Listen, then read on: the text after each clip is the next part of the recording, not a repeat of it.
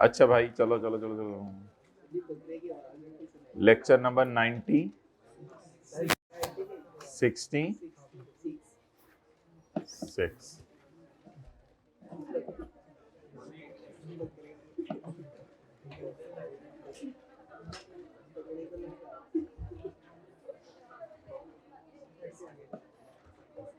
Page number 187 पर हम hybrid में बातें करते हुए पढ़े थे, पेज नंबर 187 पर, कि gross receipt from sale of goods का मतलब, ये बच्चे बुच्चे पूरे हो गए हैं, इतने इस पे ही गुजारा चलाना है। चलो जी बस चलाओ फिर। चलो साथ जी, कोई आंटी तो नहीं आ रही अपने बच्चे लेके? चलो आंटी को आने दो यार। Turnover, turnover means gross receipts from the sale of goods excluding sales tax, federal excise and trade discount. टर टर टर बोली जा रहे हैं, बोली जा रहे हैं, चुप भी करा दो, टर टर टर लगे रहते हैं। घर वाले भी कहते हैं अच्छा कॉलेज चला गया। The gross receipt from income falling under final tax regime will not be considered. Section 113 में फाइनल टैक्स रिजीम वाली चीजें नहीं देखी जाती। अगर एक बंदा सर्विसेज दे रहा हो, अगर एक बंदा सर्विसेज दे रहा हो, तो फिर वो सर्विसेज से रेवेन्यू कमा रहा होगा। मिसाल के तौर पे कॉलेज वाले ट्यूशन फीस से रेवेन्यू कमा रहे होंगे, कोई सीए फर्म वाले ऑडिट करके रेवेन्यू कमा रहे होंगे, तो ये सर्विसेज दे के रेवेन्यू कमा रहे हैं या गुड्स बेच के? सर्विसेज दे के। तो इनका सर्विस रेवेन्यू कंसिडर किया जाएगा इस सेक्शन के तहत, और फाइनल टैक्स रिजीम की इनकम इनकी इग्नोर की जाएगी।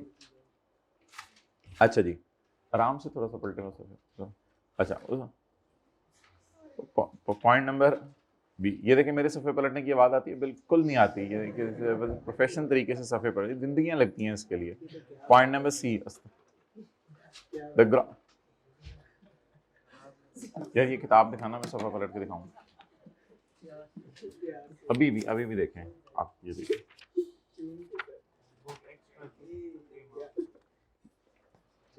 अच्छा, पॉइंट नंबर सी,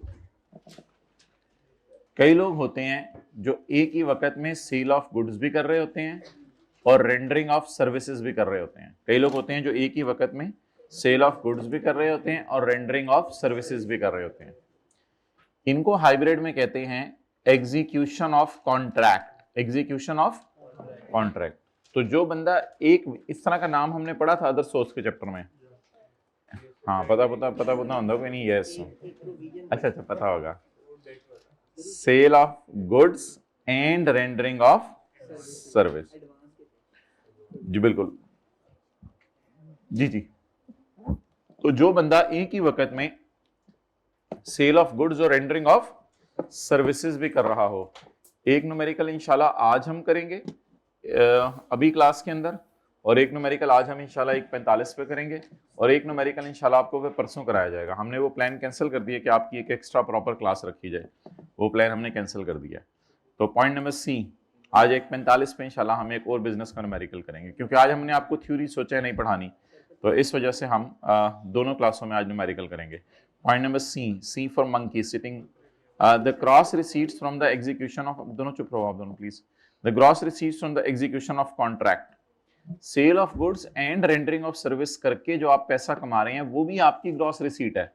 तो मिसाल के तौर पे एक प्रॉपर्टी बिल्डर है, बिल्डर कौन? जो बॉडी बिल्डिंग करता है? नहीं, जो बिल्डिंग बना के देते हैं, वो चीजें भी बेच रहे हैं, ईंट बजरी सीमेंट, और साथ जो है वो आपको मैप बना के भी दे रहे हैं, नक्शा बना के भी दे रहे हैं। Except receipt falling under final tax regime. तो भाई ये तीन लोग हैं जिनको मैंने अंडरलाइन किया हुआ है। अंडरलाइन आपको मेरे वाला तो नजर आ ही रहा होगा। सेल ऑफ गुड्स वाले जो सिर्फ चीजें बेच रहे हैं, जो सिर्फ सर्विसेज दे रहे हैं, जो चीजें भी बेच रहे हैं, और इन तीनों के लिए क्या चीज कंसिडर नहीं की जाएगी? फाइनल टैक्स रिजीम की इनकम, क्योंकि उसके ऊपर अलग रेट है, डिविडेंड के ऊपर 12.5%। ओके, 15%। अपने जमाने का याद आ गया रेट। ओके जी, हाइब्रिड में लेट आके दिल को तसल्ली होती है कि सी हो रहा है। पॉइंट नंबर डी, आगे जी जी फिजिकल में लेट आके भी यही दिल को तसल्ली होती है, पता चले उधर लेट आते हैं। अच्छा जी, इस पॉइंट की तरफ मैं वापस आता हूं, दे दें जगह, पता नहीं जगह ही नहीं डिसाइड हो रही। तो पहले हम जरा न्यूमेरिकल शुरू कर लें। एक न्यूमेरिकल हमने शुरू किया हुआ था बिजनेस के चैप्टर वाला, उसको हमने ख़त्म नहीं किया था, पहले उसको ज़रा ख़त्म कर लें। Date is on page number, अल्लाह आपका भला करे, 241।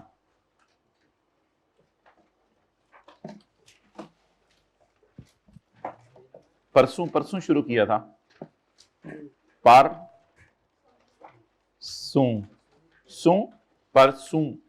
शुरू किया था।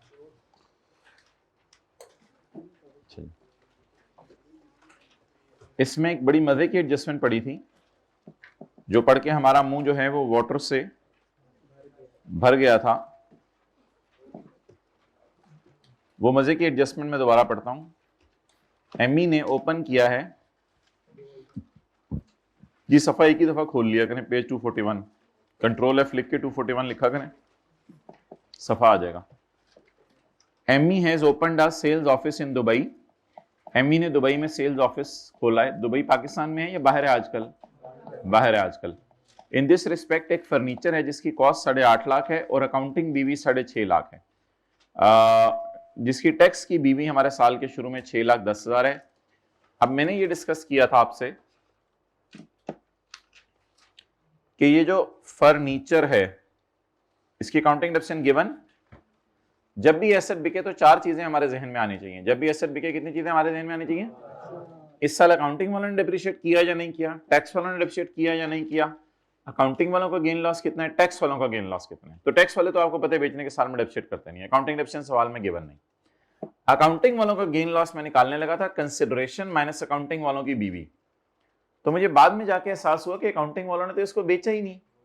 अपने ही एक दफ्तर से नहीं मिलेगा तुझे सोल्यूशन, आपको नहीं मिलेगा सोल्यूशन, छोड़ दें आप, हो ही नहीं सकता मिले। तो अकाउंटिंग वालों ने तो इसको बेचा ही नहीं।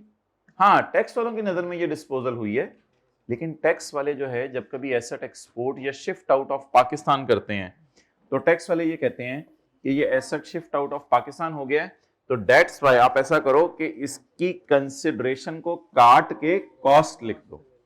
तो ये कंसिडरेशन गिवन ही नहीं थी सवाल में, इसलिए हमने कॉस्ट ले ली थी, और कॉस्ट ही लिखनी होती है जब कभी एसेट एक्सपोर्ट। तो ये टैक्स वालों का गेन आ गया, तो 240 जो हमने रिकॉर्ड किया था। आखिरी एडजस्टमेंट आसान सी थी, अकाउंटिंग डेप्रिसिएशन इतनी है और टैक्स डेप्रिसिएशन इतनी है। अकाउंटिंग डेप्रिसिएशन कितनी है, उल्टा दें, 580, और टैक्स डेप्रिसिएशन माइनस कर दें। जी मैं देख लेता हूँ, लेटे रहे आप लोग, लेट भाई तकिया ला दो यार, बोले घर जा रहे हैं ये लोग ले आएंगे, घर जा रहे हैं ना, एक तकिया ले आइएगा अपने लिए क्लास के लिए, पिलो कुशन। जी वट आ जाए, what ever the taxable profit में बी, कितना आगे आ जाए, बड़ी जगह कहीं ना कहीं आ जाएंगे। What is the taxable profit? 4,628। अच्छा मुझे ये बताएं, ये मैंने क्यों नहीं रिवर्स किया एडवांस टैक्स? बस इसके बाद कहीं लिखा नहीं हुआ खर्चों में पड़ा हुआ है, अगर लिखा होता खर्चों में पड़ा हुआ है तो उल्टा देते, लेकिन अभी इसको न्यूमेरिकल के एंड पे सबसे क्या करना है, माइनस। अब न्यूमेरिकल का फेस मैं नहीं बना रहा, फेस में मेरी इनकम फ्रॉम नहीं बना रहा और बना रहे हैं, समझ नहीं आ रही इनकी बातों की मुझे आज। यही मेरी टैक्सेबल इनकम निकल आई, और टैक्स जाके निकाल लेंगे, और रहने दो सॉरी, और एडवांस टैक्स माइनस कर देंगे 147। तो ये न्यूमेरिकल की मुही बन जाएगी, छोटी सी मुही फेस। घूर क्यों रहे हो, बना लो, वो घूरने से तो नहीं अंदर जाता, घूरते तो हम बकरे को भी हैं तो वो तो नहीं अंदर जाता। बनाओ, 200 है, बहुत जबरदस्त हो गया। मैंने ये उठा लिया था, देखें लेवल चेक करें, मैंने ये उठा लिया था, ये उठाना होता है। इसी तरह बच्चे सवाल में 2001 की फिगर यूज कर रहे होते हैं, ये इंसान है, हो जाते हैं। इंसान तो आपको पता है पुतला है खता का।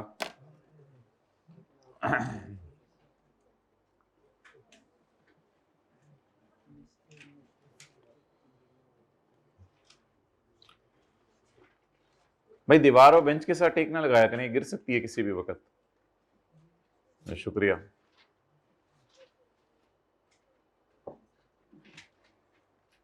एक सेमिनार हो रहा है कि अपने सबको बुलाया और सारे बच्चे ऐसे बैठे हों, जाओ दरवाजे बंद, निकलो। नहीं अभी तो खाना भी आना था। 1 सेकंड ऊपर। चलिए चलें जी जल्दी नोट करें।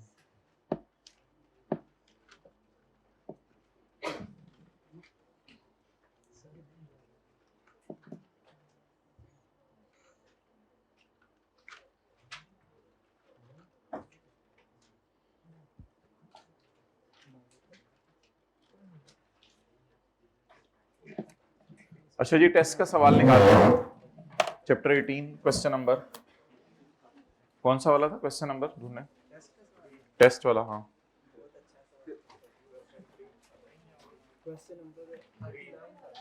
39, क्वेश्चन 39 निकालने हैं भाई चैप्टर 18 का। 4428 है, खैर है चलें, that was a petty issue but no problem. 4428 no problem at all.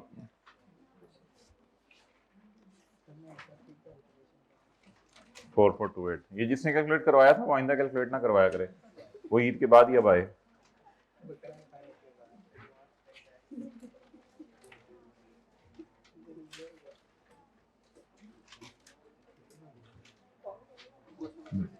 जल्दी निकालेंगे चैप्टर 18 बकरा मंडी जावांगे। चलें चैप्टर, चले भाई जल्दी करें।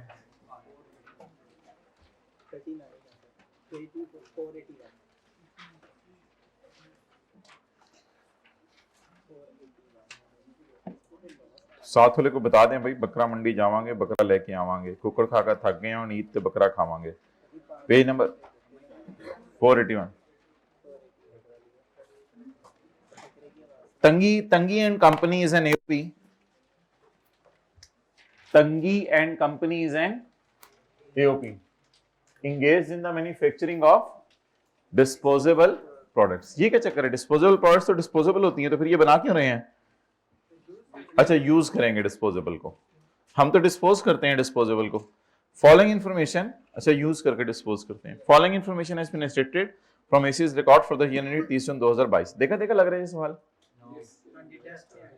टेस्ट में आया था ना? नहीं किया था टेस्ट? किया था तो ऐसे कर दें, नहीं किया था तो ऐसे कर दें। अच्छा सेल्स में से सेल्स टैक्स वगैरह माइनस हुआ है और डिस्काउंट वगैरह भी माइनस हुआ है, तो ठीक है, बड़ी अच्छी सेल है ये। यानी सेल्स टैक्स में सेल्स टैक्स और डिस्काउंट पड़ा होगा, इन्होंने क्या कर दिया? माइनस कर दिया। नेट सेल्स आ गई, कॉस्ट ऑफ सेल्स आ गई, ग्रॉस प्रॉफिट आ गया, ऑपरेटिंग एक्सपेंसेस आ गए और लॉस आ गया। चलें जी शुरू करें। काला मार्कर ले आओ भाई।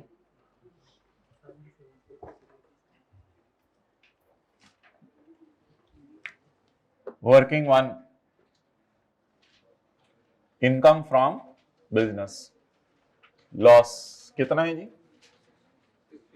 66 मिलियन। 1000 कौन बोला है? 1000 बोलने से पहले सोचा आपने 10 दफा के 1000 नहीं है, रुपीज इन मिलियन है। जी जी बिल्कुल, मुबारक लेट आए। अच्छा भाई अगली चीज अब जरा गौर से समझिएगा। पेमेंट ऑफ, भाई हाइब्रिड वाले भाई, वो फिजिक ऑनलाइन वाले भाई मादरत, मैंने एक दो चीजें आपको कहा था मैं क्लास में करा टर्म टेस्ट की, अब टाइम मिला तो ठीक है, नहीं तो कल करेंगे इंशाल्लाह, जिन्होंने कल जूम मीटिंग में कहा था। कॉस्ट ऑफ सेल में पड़ा है 12 मिलियन। पड़ा कितना है? पड़ा 12, पड़ा कितना है? तो निकाल किसको सकते हैं? जो पड़ा है। नहीं 12 बुरा कोई नहीं, अगले सवाल में 13 होगा। पड़ा कितना है? तो निकाल किसको सकते हैं? जो पड़ा है। अब पता बच्चे पढ़ते क्या है? बच्चे ये पढ़ते हैं सारा 5 उल्टा हूं, 4 उल्टा हूं, 12 उल्टा हूं। भाई अभी बस जो पड़ा है वो उल्टा दो फिलहाल, वो पड़ा ये वाला है। कॉस्ट ऑफ सेल में 12 मिलियन पड़ा है to Hashim limited for purchase of machine, bracket में जो मर्जी लिखा हो। पड़ा कितना है? 12। मशीन परचेज करने, बताएं मशीन परचेज करने के पीएम। अच्छा ये थोड़ा सा सवाल में एक दो चीजें एक्स्ट्रा भी होंगी जो टेस्ट की निस्बत है, ठीक है, तो मैं आपको बता दूं, इसलिए इधर ही देखें। तो 12 मिलियन की परचेज पड़ी है प्लास्टिक मशीनरी की, आपने प्लास्टिक कंटेनर बनाने के लिए जो है वो नई मशीन खरीदी है, बताएं मशीन की परचेज कॉस्ट ऑफ सेल में पड़ी होनी चाहिए या ये एसेट है? तो अगर एसेट गलती से खर्चों में चला जाए तो इसे क्या करें? उल्टा दें, एड बैक कर दें। Cost of machine wrongly included in cost of sale, ये खर्चों में पड़ी हुई थी। ठीक है, ऐसे मुंह करके ऐसे बोलें, ठीक है, थोड़ा सा और ऊपर करें, ठीक है। आप भी किया करो ना जो मैं कहता हूं, बोलो ठीक है। अच्छा जी, नेक्स्ट,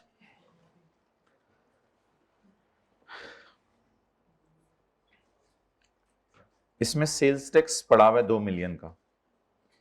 अच्छा, सेल्स टैक्स ना आमतौर पर हम सेल्स टैक्स का जब चैप्टर पढ़ना शुरू करेंगे ना, तो सेल्स टैक्स एक रिफंडेबल टैक्स होता है। ठीक है, चीजें खरीदते हुए कभी कभी आपको सेल्स टैक्स पे करना पड़ता है, ये एक रिफंडेबल टैक्स होता है तो by default.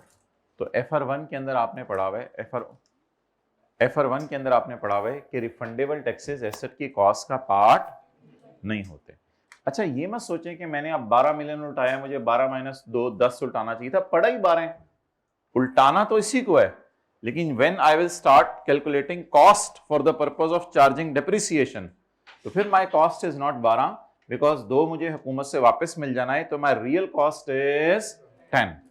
So a payment of 10 to Hashim for purchase of a machine. तो अल्हम्दुलिल्लाह नई मशीन खरीदी है, उसकी कॉस्ट उल्टा दी है, अभी उसकी डिडक्शन रिकॉर्ड कर लेंगे, ये कॉस्ट थी, अभी इसकी डिडक्शन रिकॉर्ड कर लेंगे। For making a plastic container in exchange of a machine, in exchange of a machine, new machine buy की है, थोड़ी सी पेमेंट भी करनी पड़ी और पुरानी मशीन भी देनी पड़ी, जिसकी बुक वैल्यू 5 मिलियन है और फेयर वैल्यू 4 मिलियन है। ये बुक वैल्यू अकाउंटिंग वालों की बुक वैल्यू होती है, अनलेस के सवाल बता दे ये टैक्स वालों की बुक वैल्यू है, तो ये बुक वैल्यू अकाउंटिंग वालों की बुक वैल्यू होती है।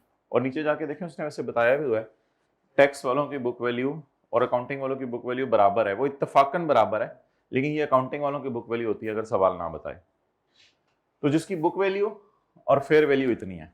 अब 3 चीजें हैं। Number one purchase of new machine, new machine हमारे पास आ रही है, exchange of an old machine and a payment of 12 million. तो नंबर 1 स्काई ब्लू वाली चीज हमारे पास से आ रही है और ग्रीन वाली चीज यानी थोड़े से पैसे और थोड़ी सी पुरानी मशीन जा रही है। अब हमने देखना यह है सेक्शन 76 खोल के कि हाउ आई विल डिटरमिन, बड़ी इंपॉर्टेंट क्लास है, how I will determine the cost of an asset which is acquired by me in exchange, जो कि एक एक्सचेंज में एसेट एक्वायर किया गया है, उसकी कॉस्ट निकालने का तरीका क्या है। तो कॉस्ट कभी भी किसी चीज की निकालनी हो तो इसके लिए मेरे भाई आपको अवेलेबल है सेक्शन नंबर 76। कौन सा सेक्शन? 76। तो सेक्शन 76 खोलें, आप लोग मत खोलें।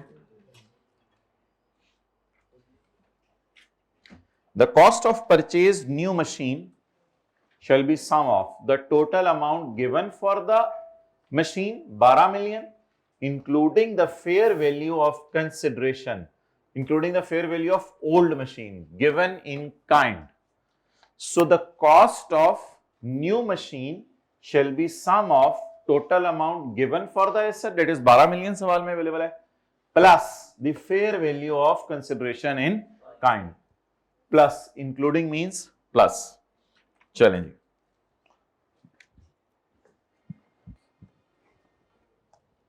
Working number 2। तो new machine ji,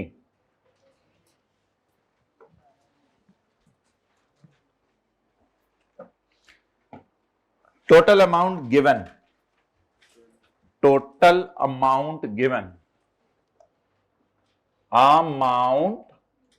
given including the fair value of consideration given in kind, इन दोनों को जमा करेंगे, that will be called as cost of new machine, that will be called as cost of new machine. लेकिन please my dear, amount given आप 12 million ना उठाइएगा, क्योंकि 12 million में 2 मिलियन का रिफंडेबल टैक्स पड़ा है। तो आई गेस 16 भी आपको बताता था कि रिफंडेबल टैक्सेस को एसेट की कॉस्ट का पार्ट। अब बच्चे पूछते हैं ये 2 कहां जाएगा माइनस होके? भाई कहीं नहीं जाएगा, बस ये कॉस्ट का पार्ट ही नहीं है। सर फिर आपने यहां क्यों 12 उल्टाया? भाई वो मेरी मजबूरी है, जिसके साथ इंक्लूड लिखा होता है उससे P&L में यही गलती हुई है।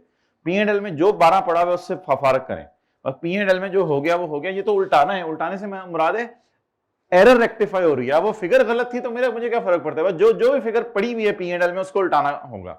लेकिन जब सही तरीके से रिकॉर्ड करना होगा चीजों को, उल्टाना वो फिगर होगा जो पड़ी है, लेकिन जब रिकॉर्ड करना होगा तो फिर उसमें अकल लगानी पड़ेगी। उसमें ये अन्नेवा नहीं ब्लाइंडली जो पड़ा हुआ उसे उल्टा दो, जो पड़ा हुआ उसे उल्टा दो, यहां बोला करेंगे। लेकिन अब जो रिकॉर्ड करना है उसमें ब्लाइंडली नहीं चलना, उसमें पढ़ पढ़ के चीजों को तसल्ली से ले लेके चलना है।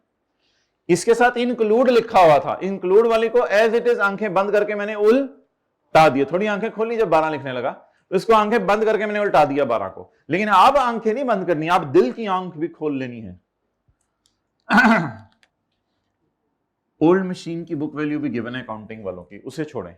ओल्ड मशीन की मुझे चाहिए फेयर वैल्यू। अभी सेक्शन 76 में आपको पढ़ा के आया हूं, तो ये सेक्शन 76 का पॉइंट नंबर 2 था। What is the fair value of old machine? 1 है सेक्शन 76 का।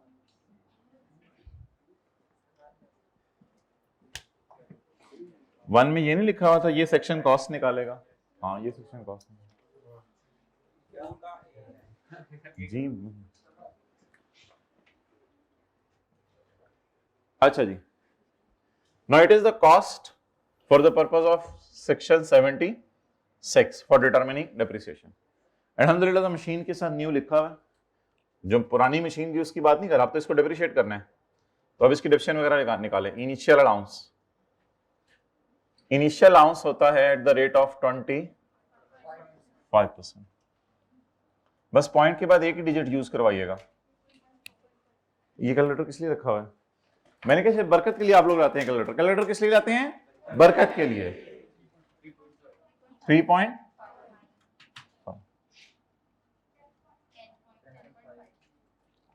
अब टैक्स वालों के डिप्रिसिएशन, बिल्डिंग के लिए 10, कंप्यूटर के लिए 30, बाकी सब के लिए काट दें 1 राउंड करके बताएं जो आ रही है 1.6।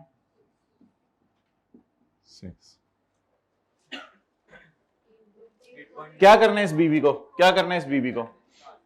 इसकी बेस पे अगले साल की डिप्शन निकलेगी, तो क्यों निकलवा रहे हैं मुझे? इस बीवी का क्या करना है? इस बीवी का कोई फायदा नहीं। बता दें इस बीवी का फायदा है, अगले साल फायदा होगा इस बीवी का।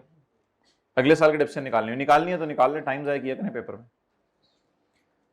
अच्छा जी, अब मुझे बता दें टैक्स वाले, अकाउंटिंग वालों ने गलती से पूरी मशीन को, मैं मशीन अब पकड़ नहीं सकता, कोशिश करूंगा, पूरी मशीन को पकड़ के P&L में डाल दिया था। वो हमने उल्टा दिया पूरी मशीन की कॉस्ट को। और असल में टैक्स वाले कहते हैं इसकी जगह इनिशियल अलाउंस माइनस कर लो, इसकी जगह टैक्स डिडक्शन माइनस कर लो। अगर ये बंदा थोड़ा अक्लमंद होता तो न्यू मशीन की अकाउंटिंग डिडक्शन डालता, अकाउंटिंग डिडक्शन उल्टा के हम टैक्स डिडक्शन माइनस करते। लेकिन इस दीवाने ने अकाउंटिंग डिडक्शन रिकॉर्ड नहीं की, बल्कि पूरी की पूरी मशीन को उठा के कॉस्ट ऑफ सेल में डाल दिया। तो कॉस्ट ऑफ सेल में से मशीन की कॉस्ट उल्टा दें और उसकी इनिशियल अलाउंस और अमोर्टाइजेशन डेप्रिसिएशन माइनस कर दें। Less initial allowance new machine का 3.5 और less tax depreciation new machine की 1.6। इधर ब्रैकेट में वर्किंग नंबर 2 दे दे, मेरे पास जगह नहीं है, दोनों जगह लिखते हैं वर्किंग 2।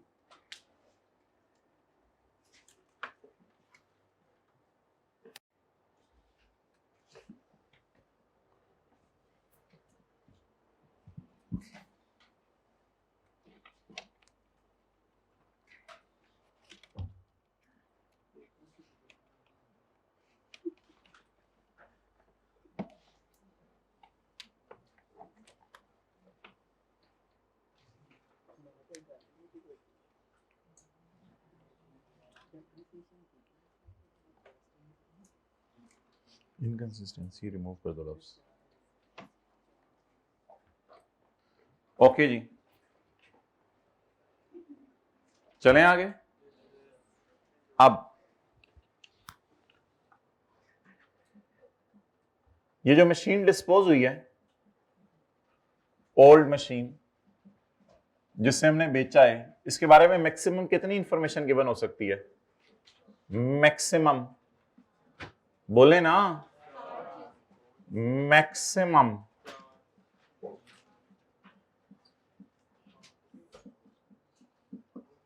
ओ बोले ना, ये हमने पिछली क्लास में सीखा था। जो मशीन खरीदते हैं उसकी क्या करनी होती है? उसकी तो सिर्फ इनिशियल अलाउंस रिडक्शन माइनस करनी होती है, लेकिन जो मशीन बिकती है उसके बारे में ज्यादा से ज्यादा भी सवाल पागल हो जाए तो कितनी चीजें दे सकता है? 4 चीजें दे सकता है। डन। अब फड्डा किसका रह गया? ओल्ड मशीन का। अब फड्डा किसका रह गया? ओल्ड मशीन को किताबों से पाक करना है। न्यू मशीन का तो आ गया, अब मसला रह गया ओल्ड मशीन का। लेकिन एक बात याद रखिएगा, बेचने के साल में डेप्रिसिएशन तो चार्ज होती नहीं, तो ओल्ड मशीन की डेप्रिसिएशन फॉर द ईयर क्या होगी टैक्स वालों की नजर में? No depreciation in the year of disposal. बाकी चीजें सवाल में से ढूंढ लेते हैं।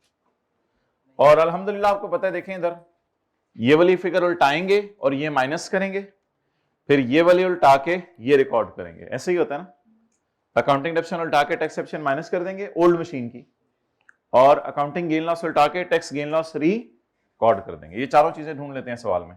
ये मैं सवाल का डेटा आसान करने लगा हूं, मैं कोई ये वर्किंग को जरूरी नहीं है पेपर में आप किया करें, ये वर्किंग को जरूरी नहीं है पेपर में आप किया करें, लेकिन जब ये वर्किंग आप कर लेंगे तो आपको थोड़ी सी जरा आसानी होगी। अकाउंटिंग वालों का गेन लॉस कैसे निकला करेगा?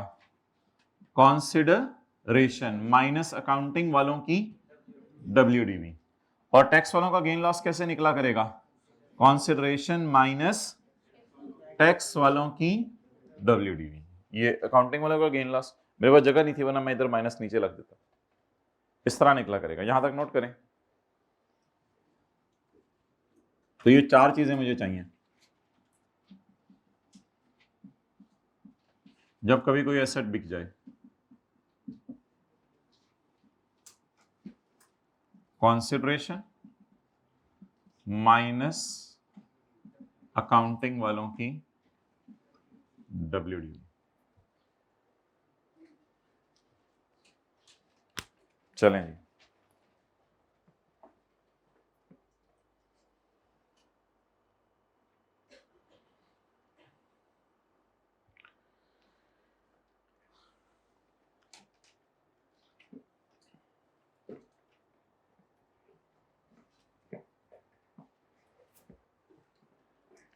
जी कर लिया note?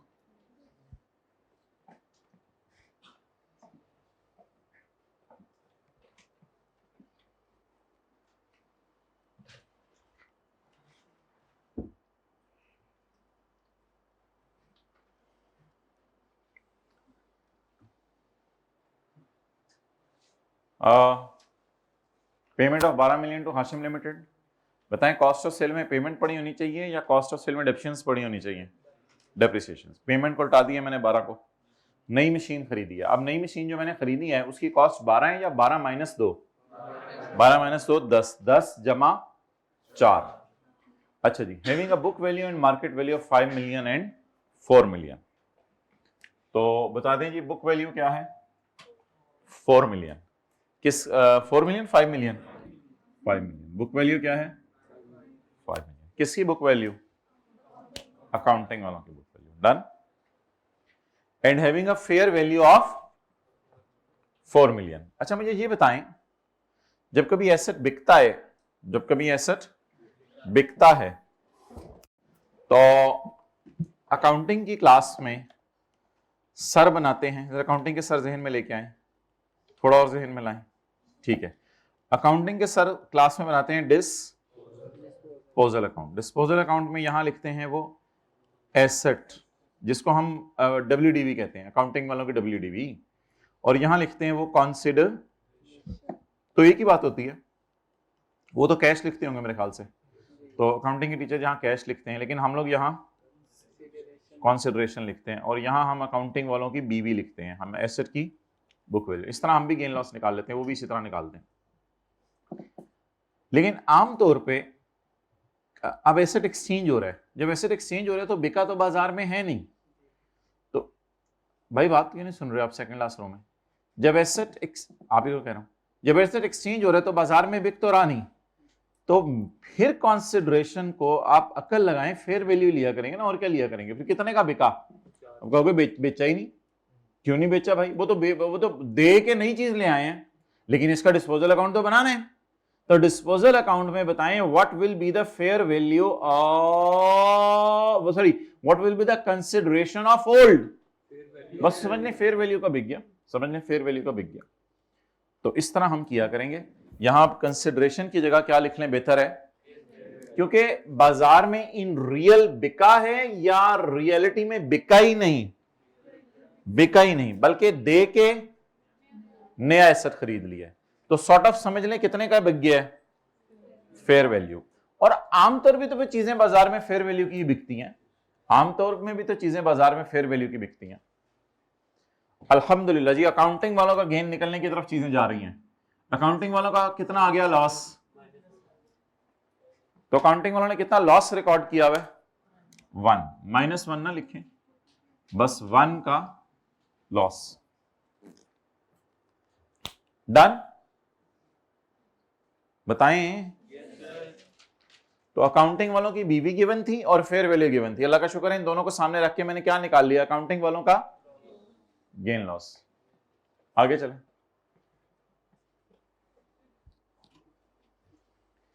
The transaction was carried out on यकम जुलाई 2021। चलो बड़ी अच्छी बात है, साल के पहले दिन ही ये एसेट एक्सचेंज हो गए थे।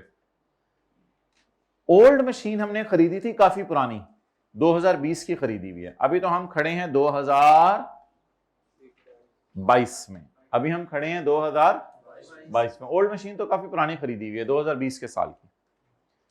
डिस्पोजल ऑफ पुरानी मशीन, डिस्पोजल ऑफ पुरानी मशीन एंड डेप्रिसिएशन ऑफ नई machine were not recorded in books. कहते इसमें मैंने पुरानी मशीन की डिस्पोजल रिकॉर्ड नहीं की और नई मशीन की डेप्रिसिएशन रिकॉर्ड। अच्छा, इसने ये एक का लॉस रिकॉर्ड किया ही नहीं, वरना मैंने तो उल्टा देना था, कहते मैंने ये लॉस रिकॉर्ड ही नहीं किया। मेरे ख्याल से अब उल्टाने की जरूरत नहीं। अब क्या करें? लॉस रिकॉर्ड नहीं हुआ तो उल्टाएं और उल्टा के ये रिकॉर्ड करें या डायरेक्टली ये रिकॉर्ड कर दें? मेरे ख्याल से तो सवाल बड़ा अच्छा चला। उसने कहा यार वो जो काउंटिंग गेन आपने थोड़ी देर पहले निकाला है ना, वो मैंने रिकॉर्ड नहीं किया, मैं भूल गया रिकॉर्ड करना। शुक्र है आपके दही में चीनी डालना भूल जाए तो शुक्र है आप बस शक्कर डाल लें आराम से। चीनी उतार के शक्कर डालनी पड़ेगी नहीं तो अगर कोई कहे अम्मी ने कपड़े में चाहिए वो दही में चीनी डालना भूल गया, कोई नहीं अम्मी, तो मैं तो डालनी भी शक्कर ही थी, तो रिलैक्स हो। तो अब ये उल्टा के ये रिकॉर्ड करें या ये उल्टा ये डालना ही भूल गया अकाउंटेंट? उसका भूलना हमारे लिए एक नेमत हो गया। आपके लिए जहमत हुआ वो मुझे नहीं पता पेपर में, हमारे लिए एक नेमत हो गया, उल्टाना नहीं पड़ेगा। और कहते हैं मैंने टैक्स वालों की डिप्शन भी रिकॉर्ड नहीं की नई मशीन की, नई अकाउंटिंग वालों की डिप्शन मतलब disposal of old machine and depreciation of new machine was not recorded in books. Books में अकाउंटिंग वालों की चीजें रिकॉर्ड होती हैं, बुक्स में टैक्स वालों की चीजें रिकॉर्ड नहीं होती। बुक्स हमारी ये हैं, has been extracted from AC's record, ये हमारी बुक्स हैं। इसमें कहता है मैंने नई मशीन की डेप्शन भी रिकॉर्ड नहीं की। भाई नई मशीन की डेप्शन तो ऑब्वियसली आपने रिकॉर्ड नहीं की होगी, क्योंकि आपको डीओजी ने नहीं काटा होगा। नई मशीन की डेप्शन तो वो लोग रिकॉर्ड करते हैं जो नई मशीन को कॉस्ट ऑफ सेल में डाल दें। वो कैसे ऐसे डेप्शन करते हैं? फिर तो डबल हो जाएगा, यानी इसकी पूरी कॉस्ट को भी खर्चों में डाल दें और इसकी डेप्रिसिएशन भी निकाल के खर्चों में डाल दें। इतने पागल तो शायद लोग ना हो कि इतना बड़े ब्लंडर मारें। तो अल्लाह का शुक्र है वो लिखा हुआ है नई मशीन की अकाउंटिंग वालों की डेप्शन मैंने रिकॉर्ड नहीं की। तो वो कहते हैं अगर की ही नहीं है तो फिर उल्टाने की जरूरत भी नहीं है। तो दो चीजें ये करना भूल गया, पुरानी मशीन का अकाउंटिंग गेन लॉस रिकॉर्ड करना भूल गया, पुरानी मशीन के डिस्पोजल रिकॉर्ड करना भूल गया, जिसकी वजह से पुरानी मशीन का अकाउंटिंग गेन लॉस रिकॉर्ड नहीं हुआ, और नई मशीन की अकाउंटिंग डेप्शन रिकॉर्ड करना भूल गया। चलो बड़ा अच्छा हुआ, ये तो हमारे लिए अच्छी बात है। बहरहाल टैक्स वालों का गेन लॉस तो हमने खुद रिकॉर्ड करना होता है, वो तो इसने करना भी नहीं था। टैक्स वालों की book value of old machine was same as accounting वालों की बुक वैल्यू। टैक्स वालों की book value was same as accounting वालों की। अल्लाह का शुक्र है ये दे दी उसने हमें।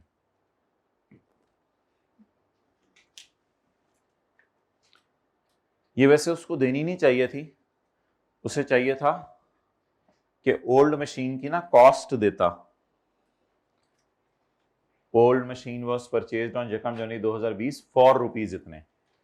आप लोगों ने पढ़ी हुई है अकाउंटिंग माशाल्लाह। ओल्ड मशीन की अगर कॉस्ट दे देता तो आप कम रिडक्शन निकाल के उसकी बीवी खुद निकालते फिर। हालांकि उसने ओल्ड मशीन की कॉस्ट नहीं दी। अब ओल्ड मशीन की कॉस्ट नहीं दी तो मजबूरन उसने ओल्ड मशीन की बीवी दे दी है। ओल्ड मशीन की बीवी दे दी। अच्छा जी, कंसिडरेशन तो वही आ जाएगी जो मैंने आपको बताया। कंसिडरेशन ये बाजार में बिकी या एक्सचेंज हो गई, तो कंसिडरेशन वही ले लें, फेयर वैल्यू जी। कितने का? 4। ये किनका लॉस आ गया? 1 का लॉस आ गया।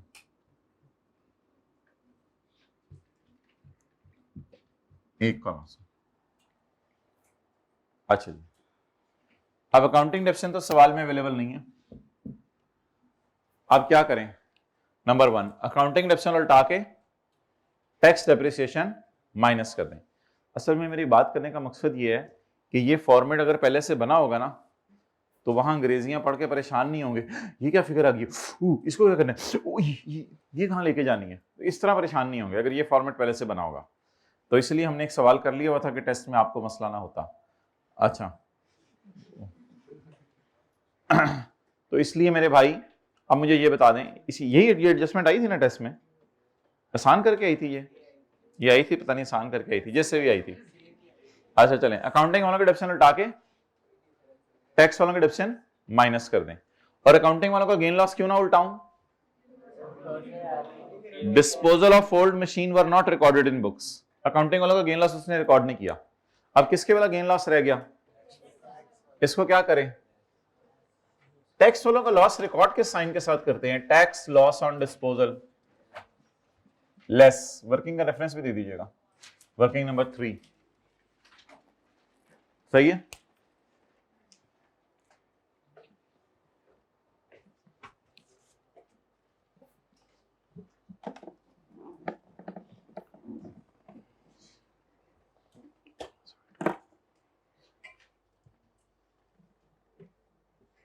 ये हाइब्रिड में उठा दें इनको, चौथी रो में सवेर होगी।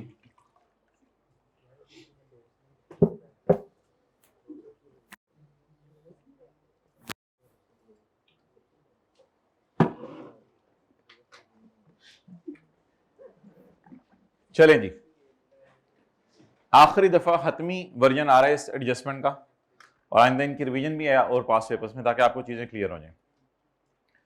खर्चों में पड़ा है 12 मिलियन नई मशीन की परचेज। क्या नई मशीन की परचेज खर्चों में पड़ी होनी चाहिए? तो सबसे पहले इसको उल्टा दें। ये मशीन पुरानी मशीन देके और पैसे देके खरीदी है। तो जब कभी नई मशीन आए तो पुरानी मशीन की फेयर वैल्यू और पैसे को जमा किया जाता है। तो पैसे जमा पुरानी मशीन की fair value is equal to cost of new machine. और कॉस्ट ऑफ न्यू मशीन की टैक्स वालों की डिडक्शन तो हमेशा आपने निकालनी होगी, वो कभी उसने रिकॉर्ड नहीं की होगी। इनिशियल अलाउंस भी हमेशा निकालना होगा। तो 3.5 और 1.6 माइनस कर लें। अगला फटा रह गया पुरानी मशीन। पुरानी मशीन की 4 चीजें ढूंढते हैं। अकाउंटिंग डिडक्शन गिवन नहीं, बेचने के साल में टैक्स डिडक्शन रिकॉर्ड नहीं होती। अल्लाह का शुक्र है पुरानी मशीन की एक चीज मिल गई, अकाउंटिंग वालों की बीवी। अकाउंटिंग वालों की बीवी पुरानी मशीन की 5 गिवन है, लेकिन ये नहीं पता चल रहा कि बेची कितने की, क्योंकि बेची नहीं। तो बेहतर है कि बेची कितने की नहीं पता चल रहा तो उसकी फेयर वैल्यू ले ले। ये लेके हमने खींच तान के अकाउंटिंग वालों का गेन लॉस निकाल लिया, लेकिन बाद में पता चला अगली लाइन में जाके कि उसने अकाउंटिंग गेन लॉस रिकॉर्ड ही, और आखिरी लाइन में वो टैक्स वालों का भी डाटा दे रहा था, क्योंकि इस सवाल में उसने कॉस्ट मिसिंग की है ओल्ड मशीन की। अगर बिके हुए एसेट की कॉस्ट दे देता है, फॉर 1 में तो देता है, अगर बिके हुए एसेट की कॉस्ट और डेट ऑफ परचेज दे देता तो हम बिके हुए एसेट की टैक्स बीवी खुद ही निकाल लेते। उसने वो दी नहीं बिके हुए एसेट की कॉस्ट, उसने आसानी कर दी, बिके हुए एसेट की WDV खुद ही दे दी। टैक्स वालों की BV of old machine was equal to accounting वालों की बीवी। और अकाउंटिंग वालों की बीवी कितनी है? 5। कहते टैक्स वालों की बीवी, दोनों की बीवियां बराबर हैं, इसको हमने कंसिडरेशन ले लिया। ये अकाउंटिंग वालों का नहीं, टैक्स वालों का लॉस निकला है। टैक्स वालों के लॉसेस हमेशा लेस होते हैं क्योंकि उनको रिकॉर्ड करना होता है। चलें जी आगे पढ़ो। Purchase of raw material,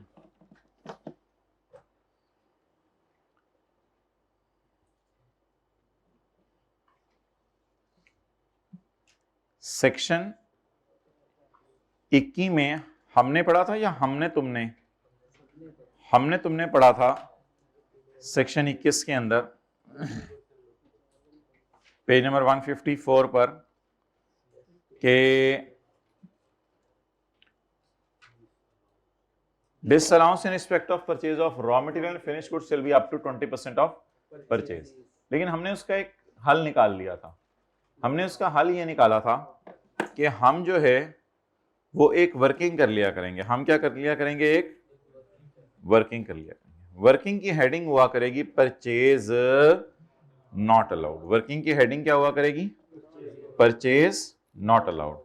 and purchase not allowed is lower of purchase on which tax is not deducted and 20% of total purchase, 20% of total purchase। चलें जी, ये हमारे सवाल की कौन सी वर्किंग हो गई? Working number 4। मैं इधर ही कर देता हूं ताकि हमारा फॉर्मेट ना हिले। Purchase of raw material of 40 against which no withholding tax was deducted. कितना विदहोल्डिंग टैक्स डिडक्ट नहीं हो सका? 40। 40 की परचेज पर टैक्स नहीं कटा। What is the purchase on which tax is not deducted? 40। However, the total purchase of raw material was 120. So what is total purchase? What is lower? So 24 is not allowed as deduction. ये तो मशहूर जमाना formula हमने याद किया हुआ है, करें जी नोट।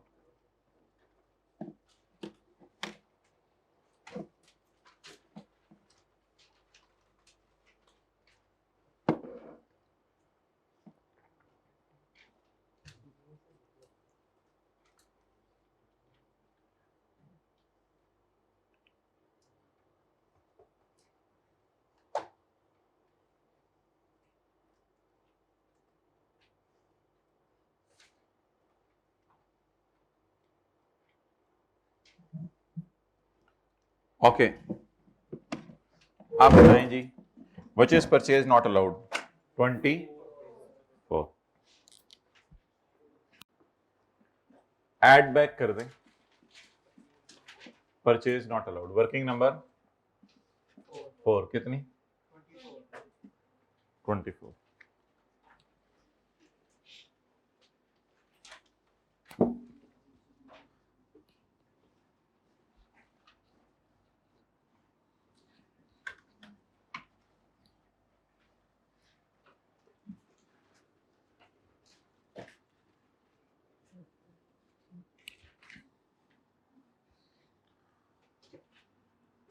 एक 45 पे इंशाल्लाह हम कोशिश करेंगे दोबारा इस क्लास में पहुंच जाए। अगली एडजस्टमेंट पढ़ें जी।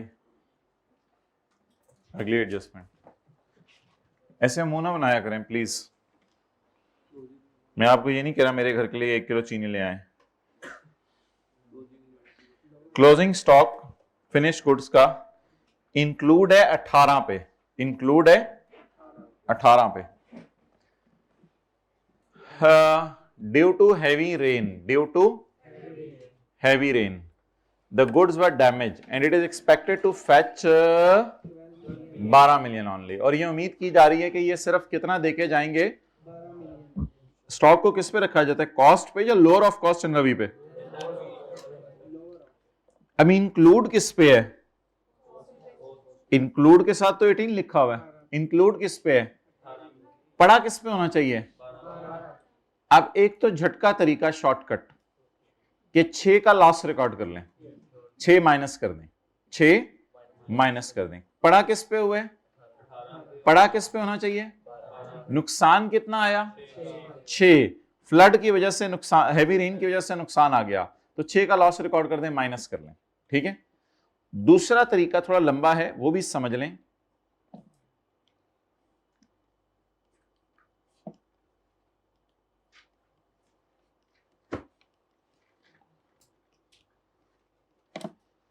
मैं आपको इस सवाल का डेटा नहीं ले रहा, किसी भी सवाल का डेटा लेके मैं करता हूं। सेल हमारी 100 रुपए है, परचेजेस हमारी 5 रुपए हैं, ओपनिंग स्टॉक 5 रुपए, परचेजेस हमारी 50 रुपए, और क्लोजिंग स्टॉक जो है वो 3 रुपए है। क्लोजिंग स्टॉक 3 रुपए है। मुझे बताएं कॉस्ट ऑफ सेल क्या है कैलकुलेटर के बगैर? 55 माइनस 3 52, और प्रॉफिट 48। आपसे कोई बंदा ये कहे, आप बड़े अकाउंटेंट बने फिरते हो, मुझे बताओ क्लोजिंग स्टॉक कम करने से प्रॉफिट पे क्या फर्क पड़ेगा?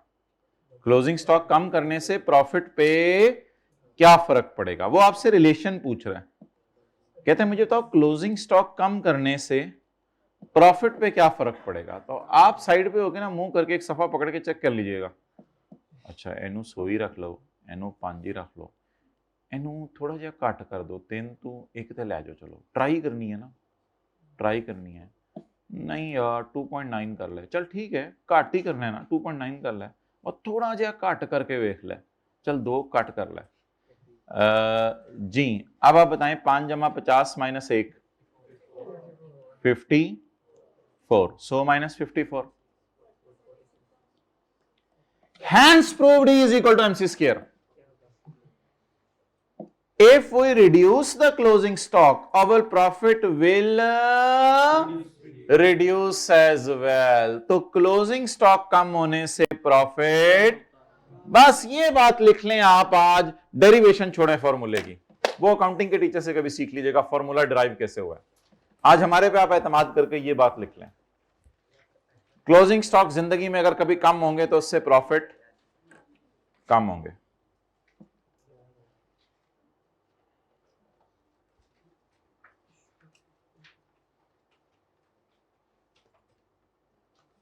ये रिलेशन आपने बड़ा सा करके लिख लिया कहीं? ये सफा आपके पास ही रहेगा, ये घर जाते हुए बस में गुम हो जाएगा? अच्छा, क्लोजिंग स्टॉक कम होने से, अच्छा ये जो बैग चेक है ना आपने बस में जाते हुए, ये वो जो नीचे बैग डाल देते हैं, ये वाला बैग आपने गले लगा के रखना है जिसमें रजिस्टर, किताबें, कैलकुलेटर वगैरह, कैलकुलेटर भी छोड़ नीचे डाल दे, खैर है, मोबाइल वगैरह सब नीचे वाले बैग में, लेकिन ये वाला कुट के आपने गले लगा के रखना है पूरा 3 घंटे 4 घंटे 6 घंटे का जो भी सफर है, इसको ये लीजिए आपका बैग, ये इधर हमारे पास लॉकर में जमा करवा जाइएगा अगर पढ़ने का प्रोग्राम नहीं तो। अस्तगफिरुल्लाह, पढ़ के तो आपने लूट मचानी है। बोलें जी, क्लोजिंग स्टॉक कम होने से प्रॉफिट क्या हो जाता है? कम हो जाता है। किसी ने तस्वीर खींचनी है तो खींच ले। क्लोजिंग स्टॉक कितना था, मैंने कितना करके देखा, ये जो 1 किया तो ये कितना हो गया? ये कोई जादू है? नहीं, हकीकत है। क्लोजिंग स्टॉक कम होने से प्रॉफिट, अच्छा सेल कम होने से भी, यार इतना तो ये प्लस टाइप चीज है ना, ऐसा तो ना करे ना ये 199 हो जाएगा तो ये भी कम हो जाएगा, तो ऐसे सेल कम होने से क्या होगा रशीद? सेल कम होने, वो करके देख लो, कम 100 को 99 करके देख लो। हाँ परेशान हो। तो क्लोजिंग स्टॉक कम होने से प्रॉफिट।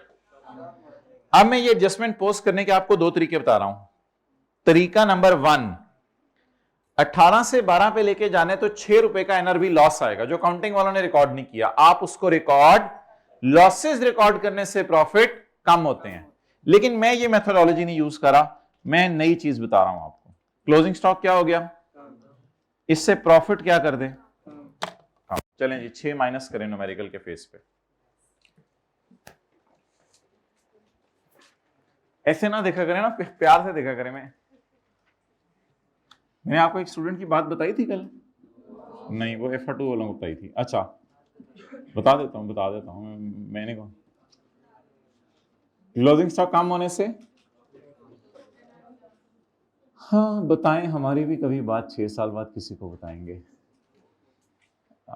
हाँ हो सकता है आप में भी कोई ऐसा बच्चा हो, लेकिन हमें भी जानने से पहले बता दीजिएगा हमारी बात। मोटिवेशन होती है। माशाल्लाह।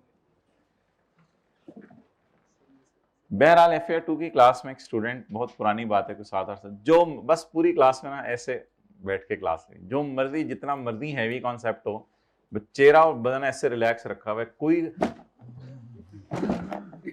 कोई ऐसे तासुरात में ऐसे रिलैक्स होके पूरे पास पेपर उधर पा ऐसे रिलैक्स होके। तो ये डिपेंड्स कि आप चीजों को कैसे ले रहे हैं। अच्छा जी, ऑपरेटिंग एक्सपेंसेस में पढ़ा है, वैसे स्टूडेंट आज तक दोबारा भी देखा। Operating expenses include, operating expenses में पढ़ा है सैलरी, हाँ थोड़े थोड़े आप लोग भी लग रहे हैं, वो मुझे देखने लगे हैं सारे। Salary of 0.275 million paid to office boy in cash. ये तो ऑफिस का बॉय है, हमारा बॉय तो नहीं है। आगे चलें। अच्छा सॉरी, ऑफिस बॉय मींस के दफ्तर में काम करे ना, उसको महीने की तनख्वाह दी जाती है 25,000 फॉर 11 मंथ्स। 25,000 फॉर 11 मंथ्स कितना बना? रुपीज 2,75,000। इसको जरा मिलियन में कन्वर्ट करें, 0.275 मिलियन। तो इसको तनख्वाह हमने किस में पे कर दिया है? आए, बोले आए। क्यों बोल रहे हैं आए? क्या ऐसा हुआ है जो आए बोल रहे हैं? 32,000 से कम तनख्वाह है, कैश में पे की जा सकती है, तो बस आए क्यों बोल रहे हैं? अच्छा किया तुम लोगों ने ऑपरेटिंग एक्सपेंसेस में डाल दिया। इसे दोबारा लेस कर दें। लेस तो हुआ है एक दफा खर्चों में डाल के, शो कर दें। मैं इधर शो करने आता हूं। Yes, less salary office boy. आगे आप लिख सकते हैं विद इन 30,000, 30,000 के अंदर अंदर है, तो कोई मसला नहीं। 32,000 से कम की तनख्वाह कैश में पे की जा सकती है। ऑफिस बॉय अकाउंट ही नहीं खुलवा रहा बैंक में, कहते हैं थोड़ी सी तो मेरी तनख्वाह ऐसे ही दे दिया करो, तो ये तनख्वाह कैश में दी जा सकती है, कोई मसला नहीं। इसको इधर नोट किया करें। अच्छा जी, आगे। वेयर हाउस का किराया 16 लाख रुपया, ये भी खर्चों में पड़ा है। ये भी खर्चों में पड़ा है। क्रेडिट कार्ड से पे किया है जो बिजनेस के बैंक अकाउंट का है। तो नोटिफाइड मींस के FBR वालों को बताया हुआ है। नोटिफाई का मतलब होता है FBR वालों को ये बैंक अकाउंट हमने बताया हुआ है। तो सेक्शन 21 का L लगेगा, और 21 का L ये कहता है कि पेमेंट थ्रू क्रेडिट कार्ड भी अलाउड है, कोई मसला नहीं। चाहे आप ऑनलाइन ट्रांसफर कर दो, चाहे पेमेंट थ्रू क्रेडिट कार्ड कर दो, चाहे आप क्रॉस चेक से पेमेंट कर दो। तो अगर आप क्रेडिट कार्ड से अपने बिजनेस का रेंट पे करें, क्रेडिट कार्ड से बिजनेस का रेंट पे करें, कोई भी खर्चा, एनी एक्सपेंडिचर, तो क्रेडिट कार्ड से पे करें तो अलाउड है। तो अच्छा किया तुमने माइनस कर लिया, उल्टाने की जरूरत नहीं है। किसने उल्टा दिया था? ठीक है, मैंने कौन सा उल्टाना है? उस बंदे को मान जाएगा, मैंने उल्टा दिया था। लेस रेंट, अच्छा हुआ माइनस हो गया। दोबारा माइनस करें या बस इग्नोर कर दें? नहीं, शो कर दें।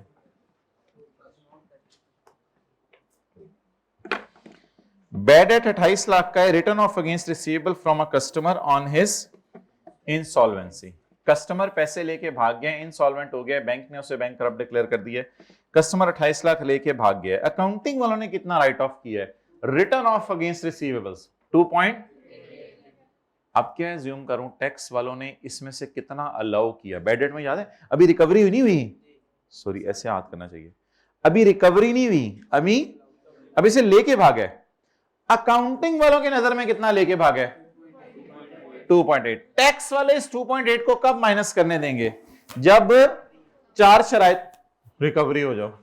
ये लोग किस पिंड से आए हैं, ये कहां की बातें कर रहे हैं? जब रिकवरी हो, टैक्स वाले 4 शराइत पूरी हो जाए तो इसको माइनस करने देंगे। वो सवाल होते थे बैड डेट रिकवरी के, ये सवाल है बैड डेट का। ऐसे याद रखें, बैड डेट का, ये सवाल है बैड डेट का। और वो सवाल कौन से होते थे? बैड डेट रिकवरी के। बैड डेट, ये तो बैड डेट का सवाल है। तो अब मुझे ये बताएं, अब पेपर में करके देख। अच्छा, बैड डेट माइनस करने की 4 शराइतें। एक तो ये शर्त है कि बैड डेट जो है वो पास्ट में इनकम में गया हो और अकाउंटिंग वालों ने भी राइट ऑफ कर दिया हो और रीजनेबल ग्राउंड्स हो कि ये बंदा पैसे लेके भाग गया है, और मैक्सिमम उतना राइट ऑफ कर सकते हैं जितना अकाउंटिंग वालों ने राइट ऑफ किया हो। अब असल में ना इसमें जो बेसिक कॉन्सेप्ट को टेस्ट कर रहा था वो ये वाला टेस्ट कर रहा था फ्रॉम अ कस्टमर। इसका मतलब ये है कि कस्टमर को पहले चीजें बेची होंगी, तो इसका मतलब है ये बैड डेट पास्ट में इनकम में जा चुका है, ये बैड डेट पास्ट में इनकम में जा चुका है। इसको डिस्पोजेबल प्रोडक्ट्स बेची होंगी और फिर ये 28 लाख रुपया लेके भागा है। कस्टमर का मतलब है पहले हमने एंट्री की होगी डेटर डेबिट सेल क्रेडिट, फिर अब एंट्री की होगी bad debt debit debtor credit. और अल्हम्दुलिल्लाह दूसरी शर्त, अकाउंटिंग वाली किताबों में भी राइट ऑफ हो गया हो, वो हो गया, कर दिया अकाउंटिंग वालों ने right of, were return of, और खर्चों में भी डाल दिया, खर्चों में डाल दिया राइट ऑफ करके। और तीसरी शर्त, टैक्स वाले उतना माइनस करने देंगे जितना अकाउंटिंग वालों ने किया, तो 28 लाख तक टैक्स वाले भी आपको माइनस करने देंगे और रीजनेबल ग्राउंड्स होने चाहिए। अगर सवाल नहीं बता रहा तो बस वो इंसॉल्वेंट हो गया बेचारा। इंसॉल्वेंट का मतलब है बैंक ने उसे बैंकरप्ट डिक्लेयर कर दिया, वो रीजनेबल ग्राउंड्स हैं। कुछ ना भी बताए तो रीजनेबल ग्राउंड्स बाय डिफॉल्ट आप अज्यूम करेंगे रीजनेबल ग्राउंड्स हैं। हाँ, अनलेस इस एडजस्टमेंट के आगे आ जाता however tax authorities are only allowing इतने, वो फिर और बात होती। अभी सवाल ने कुछ लिखा ही नहीं, तो अब अल्लाह का शुक्र है जितना अकाउंटिंग वालों ने माइनस किया वो सही माइनस किया है। टैक्स वाले भी बैड डेट माइनस करने देंगे, अल्हम्दुलिल्लाह 4 शराइत पूरी हो रही हैं, कोई मसला नहीं है, ये बैड डेट माइनस करने की इजाजत है। लेकिन एक और चीज होती है, अगर मैंने जो आपको पढ़ाई थी कि bad debt in respect of receivable from employ, जो उसको लोन दिया था वो फिर पास्ट में इनकम में ना गया होता, ये तो पास्ट में इनकम में गया है, तो इसलिए ये बैड डेट माइनस करने की इजाजत है। लेकिन खर्चों में पड़ा हुआ है, आप क्या करें? मैं शो करने आता हूं इधर, मैं कह रहा हूं मैं शो करने आता हूं, कहता है यस, तो ये बैड डेट माइनस करने की इजाजत है। यहां तक तो आपका और टेस्ट सारा सही चल रहा है, यहां तक माशाल्लाह। टेस्ट आप लोग निकाल के चेक भी कर रहे हैं साथ साथ अपना, तो यहां तक टेस्ट आपका सही चल रहा है। आगे चलें जी। कमीशन पे किए 32 लाख रुपए to one of members of AC by crediting amount to his bank account. असल में ना ये Azadi in company is an AOP. AOP होती है पार्टनरशिप फर्म, एओपी होती है पार्टनरशिप फर्म। तो पार्टनरशिप फर्म ने अपने मेंबर को कमीशन दिया है। चैप्टर 4 में हमने मेंबर से मुराद पढ़ा था पार्टनर को कहते हैं, तो पार्टनर को कमीशन दिया है। तो माय डियर हमने पढ़ा था, अल्लाह आपका भला करे, ये any commission paid by AOP to partner, कोई भी कमीशन जो है वो एओपी को आप पे करें तो फिर ऐसी सूरत में ये खर्चा माइनस करने की इजाजत, क्योंकि मेंबर होता है बिजनेस का पार्टनर। लेकिन चाहे आपने पेमेंट चेक से की है उससे कोई फर्क नहीं पड़ता, ये तो पार्टनर घर पैसे लेके जा रहे हैं। हाँ, ये एम्प्लॉय होता, इसके जो लिखा होता commission pay to one of the employees, फिर माइनस करने की इजाजत होती। अभी ये माइनस करने की इजाजत नहीं है, तो माइनस हो चुका है, क्या कर दें? ऐड कर दें। क्या? कॉमी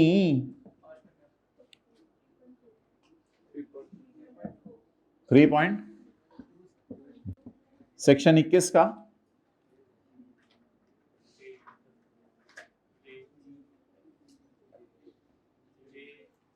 जे, बोला मैंने ना, J for joker, sitting on my right side, left side. Okay, देखें भाई, भरे मजमे में आप पे इल्जाम लगा रहे हैं। जे फॉर जोकर, जोकर के कंधे पे हाथ रख दें और देखें किसी ने आपके कंधे पे हाथ रख दिया। अच्छा जी, आगे चलें। स्कॉलरशिप पेड टू सारा है, कितने टपक भाई? अच्छा, ऊपर से तो कोई कहानी नहीं अभी, ये कोई नहीं है। स्कॉलरशिप पेड टू सारा वन ऑफ, अच्छा साडी नौकर है, ठीक है, आजादी इन कंपनी में जॉब कर रही है।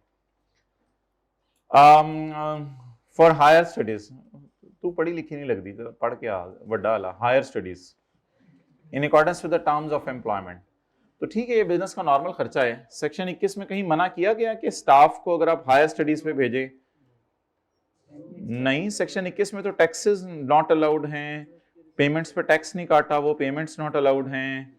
इसमें तो कमीशन नॉट अलाउड है थर्ड शेड्यूल वाली चीजों का, एंटरटेनमेंट अगर लिमिट्स क्रॉस करे तो नॉट अलाउड है, फाइन नॉट अलाउड है, घर के खर्चे नॉट अलाउड हैं, कैश में पेमेंट्स नॉट अलाउड हैं, सैलरी 32,000 से ऊपर कैश में पे कर दी नॉट अलाउड है, कैपिटल लेकर के नहीं। सेक्शन 21 में मुझे तो नहीं कोई ऐसा मिला कि हायर स्टडीज के लिए किसी को भेजें तो वो नॉट अलाउड है। तो नॉट अलाउड खर्चों की लिस्ट में आ रहा है ये खर्चा? जल्दी बताए ना सेक्शन 21 में। तो आज एक बात सुन ले हमेशा के लिए, जो खर्चा नॉट अलाउड की लिस्ट में नहीं आ रहा वो बाय डिफॉल्ट क्या होगा? अलाउड होगा। तो ये जाहिर बात है, बिजनेस में ही हायर स्टडीज हमारी करने के लिए इसको भेजा है, तो बिजनेस का नॉर्मल खर्चा है, तो सारा का सारा खर्चा माइनस कर लें, सारा का सारा खर्चा माइनस कर लें। लेकिन सारा का सारा खर्चा तो माइनस हुआ है,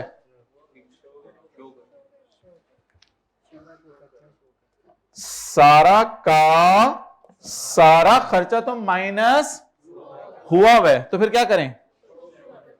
शो कर दें सारा लेस सारा higher studies to manage heirs जी, बस शो कर दें सारा की हायर स्टडीज का खर्चा।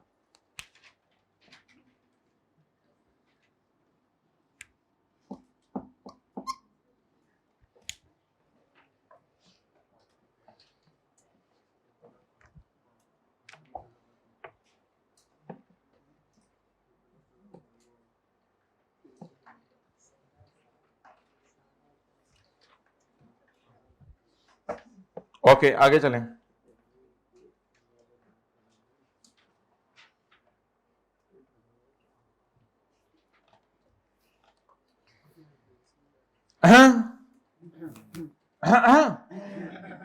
इस तरह जवाब देते हैं बड़ों को, चंडे लगाएंगे क्लास में जनरेटर के पास, भाई ये लफ्ज़ नहीं बोलना चंडे वाला घर में कभी। बाय भी नहीं, payment of 6.4 million, payment of, ये अल्फाज आपके लिए इसलिए बोले, आप सामने इसलिए बोले जाते हैं ताकि आप लोग कहीं इस्तेमाल ना कर बैठे गलती से। पेमेंट ऑफ 6.4 मिलियन, गधा और बुद्धू तक नहीं आपने बोले अल्हम्दुलिल्लाह किसी को जिंदगी में कहा, हाथ खड़ा करें अल्हम्दुलिल्लाह अल्हम्दुलिल्लाह। गधा बुद्धू इस तरह का भी आपने लफ्ज़ नहीं बोला, अगले अल्फाज तो दूर की बात है। हाथ खड़ा करें अल्हम्दुलिल्लाह, एक स्टूडेंट पूरी क्लास में, अल्हम्दुलिल्लाह अल्हम्दुलिल्लाह। हाइब्रिड में हाथ खड़े करें, हाइब्रिड में हाथ खड़े, जाहिल भी ना बोला करो, कुछ भी ना बोला करें। आगे जो वर्स्ट अल्फाज हैं उनको तो निकाल ही दो ना जिंदगी, इससे ज्यादा ही ज्यादा अस्तगफिरुल्लाह। भाई आप लोगों से ही जिन पे तकिया था वही पत्ते हवा देने लगे। Payment of 64 lakh, purchase of software,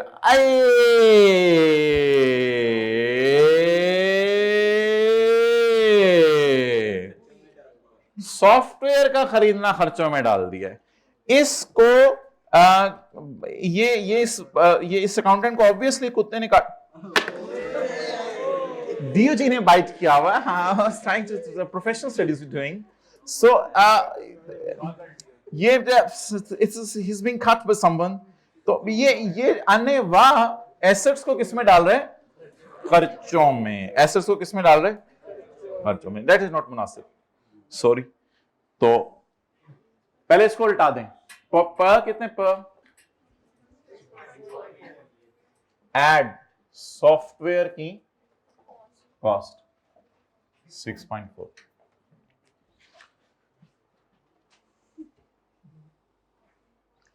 for ACs manufacturing department on 1 April.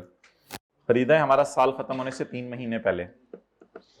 Software is expected to be used for 5 years। 5 साल बाद सॉफ्टवेयर चीख मार के मजेगा।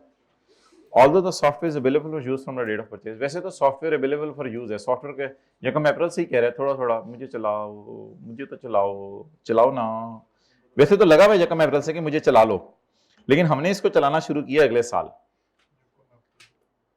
तो अब सवाल यह है कि अमोर्टाइज कब से होगा। इसके लिए हम जाते हैं सेक्शन नंबर 24 में। तो सेक्शन नंबर 24 में, सेक्शन नंबर 24 में लिखा हुआ था पॉइंट नंबर 10 में, an intangible that is available for use on a day is assumed as used on a day. तो जो available for use है assume किया जाएगा use हो गया है. तो अब available for use किस दिन से है?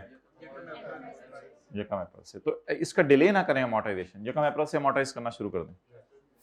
तो इस लाइन को इग्नोर करें कि जकम जुलाई से हमने इसको यूज करना शुरू किया. अवेलेबल फॉर यूज तो जकम अप्रैल से है ना, तो करें जी अमोर्टाइज. जब कभी टेंजेबल या इनटेंजेबल को गलती से खर्चों में डाल दे तो इसकी पूरी कॉस्ट को उल्टाकर अमोर्टाइजेशन रिकॉर्ड करते हैं. लेस टैक्स वालों की अमोर्टाइजेशन. लेकिन ये तो एक साल की अमोर्टाइजेशन आएगी. मुझे चाहिए अप्रैल मई जून. अप्रैल में कितने दिन? 30. मई में 31. जून में 30 से 31 91 डिवाइडेड बाय 365, क्योंकि 2022 है. 2024 होता तो लीप का साल होता. अभी 2022 है. लीप के साल में 366 डेज होते हैं, क्योंकि उसमें 2024 में लीप का साल होगा, क्योंकि उसमें 366 डेज होंगे, क्योंकि उसमें फरवरी में 29 दिन होते हैं. लेकिन अभी हम 365 अप्रैल मई और जून मिलाम लू के डिवाइडेड बाय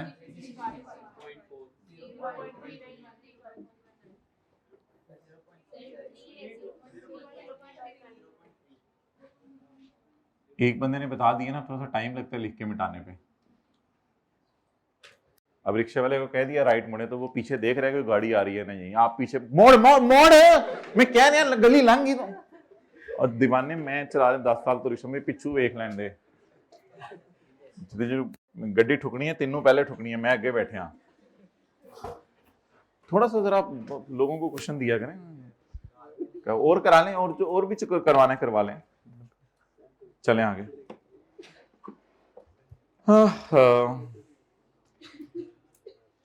डेप्रिसिएशन और इंटरेस्ट आ रहा है 2.1 का और 1.5 का इन रिस्पेक्ट ऑफ अ गाड़ी एक्वायर्ड ऑन फाइनेंस लीज. पता नहीं फाइनेंस लीज कोई लीज होगी, आप FR 2 में जाके पढ़ेंगे. बहरहाल लीज पे लीज वाले एसेट के डेप्रिसिएशन और इंटरेस्ट माइनस नहीं होना चाहिए.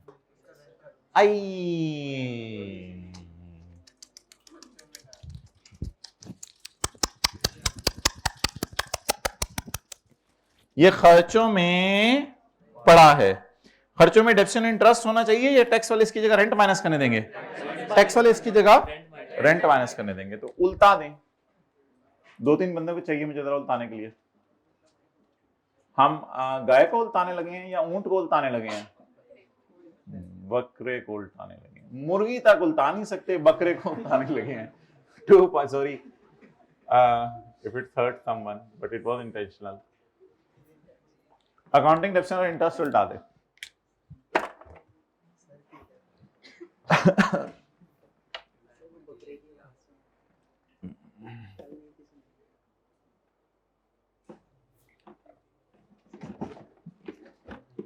इंशाल्लाह ईद वाले दिन सुबह 7:30 बजे लाइव जूम मीटिंग होगी.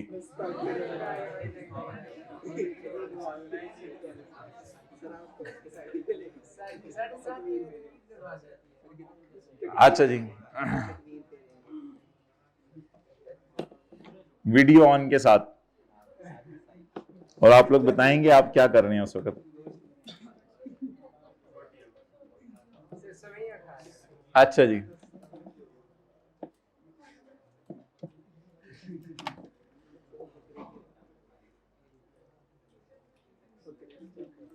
अगर हम ईद वाले दिन ग्रुप खोल दें थोड़ी देर के लिए आप लोगों का, फिजिकल वालों का व्हाट्सएप ग्रुप, तो आप क्या करेंगे उस पे? आप अपनी पढ़ाई की रूटीन शेयर करेंगे. हम खोल के देखेंगे ग्रुप, ठीक है इंशाल्लाह. ईद वाले दिन ग्रुप खोल के देखेंगे आप लोग क्या शेयर करते हैं. तस्वीरें, बॉल पॉइंट, कैलकुलेटर, ये वो. करें एंजॉय, मैं तो नहीं मना कर रहा आपको. ऑन यकम जुलाई 2021 AC entered into a lease agreement with a bank. हमने रेंटल अब माइनस करने हैं. AC entered into a lease agreement with a bank. शुक्र है मौके में क्या अगले सफेद भी है. For a car of 10.5 million, ये गाड़ी की कॉस्ट है ना, और उसका एनुअल रेंटल है 3 मिलियन, पेएबल इन एरियर्स, हर साल के एंड पे दिया जाता है। गाड़ी 80% बिजनेस में यूज हो रही है। रेंट कितना पे किया जा रहा है? रेंट कितना पे किया जा रहा है?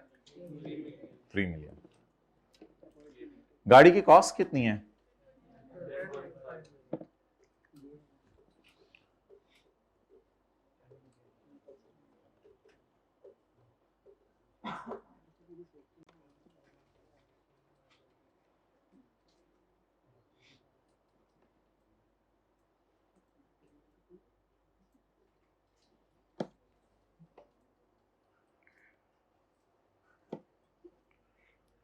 For deducting rentals, the cost of गाड़ी shall never exceed 2.5. The cost of गाड़ी shall never exceed 2.5. So the cost should never exceed 2.5. 2.5 से महंगी गाड़ी नहीं होनी चाहिए, लेकिन अब ले लिया हमने, क्या करें? गाड़ी की कॉस्ट 10.5 है। देखें कैसे मुझे पता चला। AC entered into a lease agreement with a bank for a car of 10.5.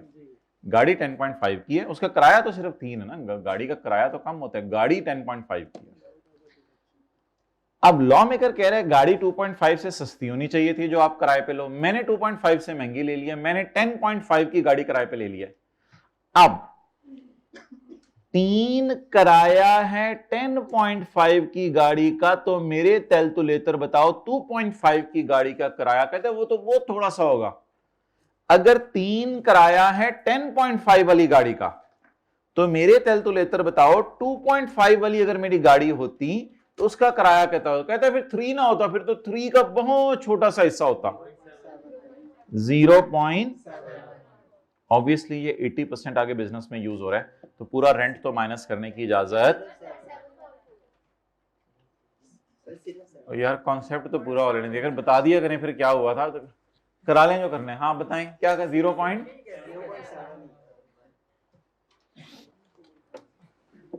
कभी नहीं मानते, हमेशा ऐसे बच्चे ही मिलेंगे। हाँ फ्यूचर भी ऐसा ही है मेरा। अच्छा जी, ऐसे ना सोचा करें 0, बस इन्हीं लोगों के साथ गुजारा, मतलब इन्हीं लोगों के साथ गुजारा चलाना है। आप लोगों को कुछ चीजें बुरी लगती है, इन्हीं लोगों के साथ गुजारा चलाना है जिंदगी में, भाई ये इसी तरह के लोग हैं। आप क्या करें? 0.7 इंटू 80%। जी कैलकुलेशन, ये पहली दफा ऐसा हुआ है कि हमने पेज 177 का सेक्शन 28 का 1 का बी पढ़ा है। पेज 177 का सेक्शन 28 का 1 का बी पार्ट पढ़ा है। ये फर्स्ट टाइम टेस्ट हुआ है न्यूमेरिकली।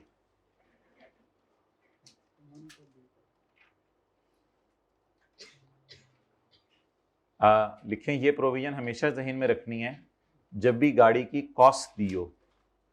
ये प्रोविजन, अच्छा अगर गाड़ी की कॉस्ट ना दी होती ना तो फिर रेंटल रुंटल मुझे पता ही नहीं चलना था किस गाड़ी के और कौन सा है। तो लिखें ये प्रोविजन तब अप्लाई करनी है जब कभी लीज पे ली हुई गाड़ी की कॉस्ट दी हो। ये प्रोविजन हमेशा याद रखनी है जब कभी लीज पे ली हुई गाड़ी की कॉस्ट दी हो।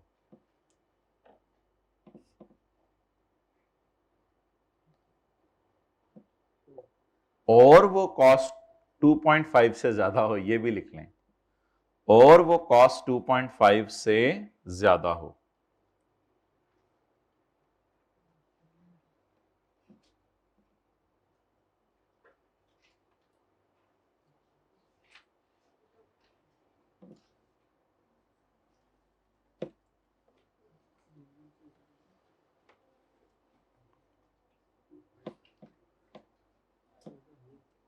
डन?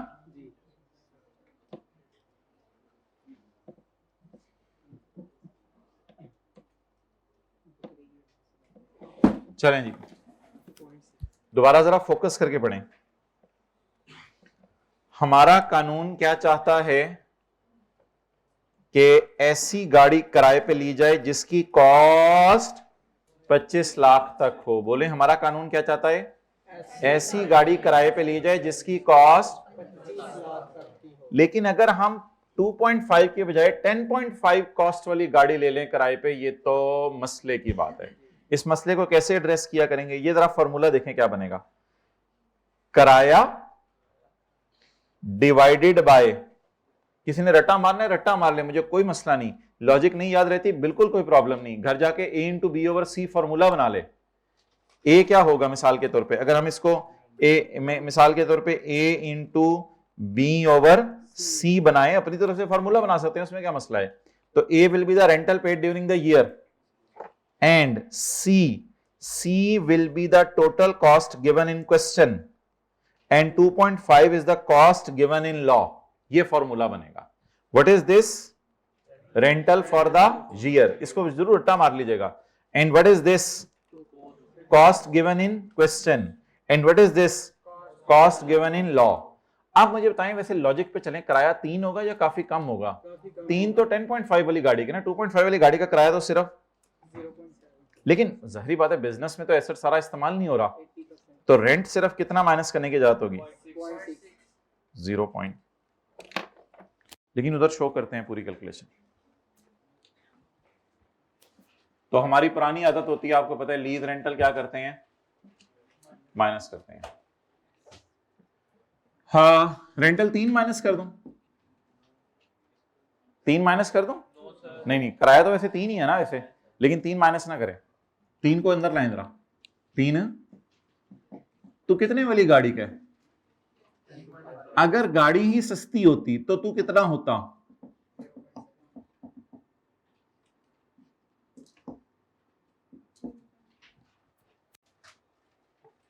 टोटल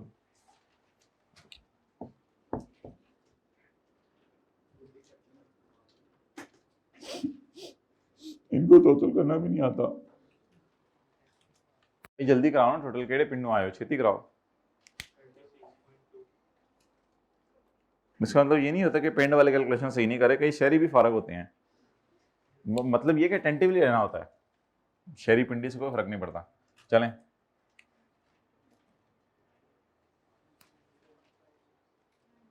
कैलकुलेटर मंगवाओ यार मेरा। -29.8।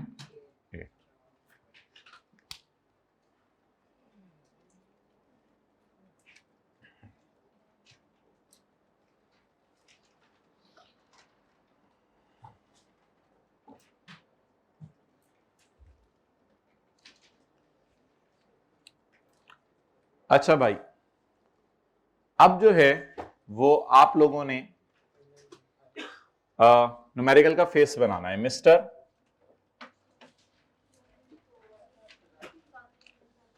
आजादी and company, AOP, income and tax there on, tax year 2022, income from business, taxable income,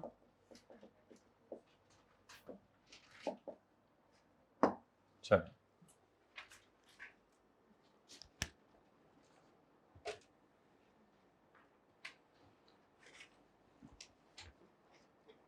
अगर लॉस आया है तो बेहतर है कि डैश डाल दें। वैसे लॉसेस के चैप्टर में हम पढ़ेंगे कि किसी और हेड्स के प्रॉफिट हो तो वहां से ये लॉस माइनस हो सकता है, लेकिन हमारा और कोई हेड आज नहीं है, तो लॉसेस का न्यूमेरिकल पहली दफा आपके सामने आया है। तो न्यूमेरिकल का फेस बनाने में अगर टेस्ट में कोई मसला हुआ है तो कोई मसला नहीं, मैंने ये बात आपसे की नहीं हुई थी, कई दफा जो है वो छेड़ने के बाद बंदा समझाता है, कोई मसला नहीं मैंने छेड़ा क्यों है, तो इसलिए इसमें परेशान होने की जरूरत नहीं कि आप लोगों ने पेपर में क्या किया, मैंने आपको बताया ही नहीं हुआ था। तो बस लॉसी के चैप्टर में इंतजार करें। लॉसी के चैप्टर में मैं आपको कहूंगा कैपिटल गेन या अदर सोर्स का प्रॉफिट पड़ा हुआ है उसमें से ये लॉस माइनस कर दे, वो मैं इजाजत दूंगा, लेकिन अभी तो और कोई, अल्लाह का शुक्र है, ये कॉन्सेप्ट क्लास में पढ़ाए नहीं थे लॉसेस के, इसलिए न्यूमेरिकल में सिर्फ मैंने बिजनेस इनकम ही डाली थी। तो बिजनेस इनकम आपकी 0 है, नेगेटिव ना लिखें, बेहतर है 0 लिख दें, और टैक्सेबल इनकम भी 0। आप बताएं टैक्स कैसे निकलेगा? हाँ, सेल 100 मिलियन से ज्यादा है, सेल वही हाँ, मैंने तो कल वाली क्लास भी ली थी जो मुझे रात को ख्वाब आया था। सेल तो टेस्ट में तो जाहिर बात है आप नहीं कर सके होंगे ये, उसमें तो आपको इसके मार्क्स भी नहीं मिलेंगे। टेस्ट में टेस्ट शुरू ही ग्रॉस प्रॉफिट से हुआ था ताकि मसला ही ना हो, ठीक है। तो टेस्ट को बहुत डीप डाउन देख लिया इन्होंने, तो टेस्ट में ये फटा था ही नहीं, जाहिर बात है ये फटा हमने पढ़ा ही कल की क्लास में। तो इसकी सेल बोले कितनी है, सेल्स टैक्स वगैरह निकाल के, डिस्काउंट वगैरह निकाल के सेल्स कितनी है इसकी, 100 मिलियन से ज्यादा। तो दो तरह टैक्स निकाल लेंगे। कितनी तरह टैक्स निकालेंगे, दो तरह टैक्स निकालेंगे, दो तरह निकालना है टैक्स। कल की क्लास ली हुई दो तरह टैक्स निकाल। एक तो टैक्स निकालें नॉर्मल तरीके से, वो जो नॉर्मल टैक्स रेजिम का नॉर्मल तरीके से टैक्स निकलता है। इसमें आप जाएं टेबल नंबर 1, टेबल 2 पे नहीं, टेबल 1 मैं जाता हूं। टेबल 1 पे 29.8 मिलियन के लॉस पे टैक्स देखना है। मुझे देख लेने दें, आप लोग मुझे देख लेने दें।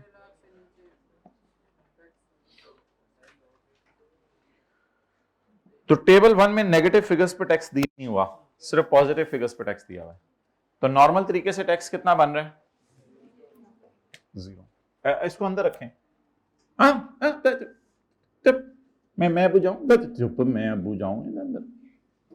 या मिनिमम टैक्स सेल का 1.4।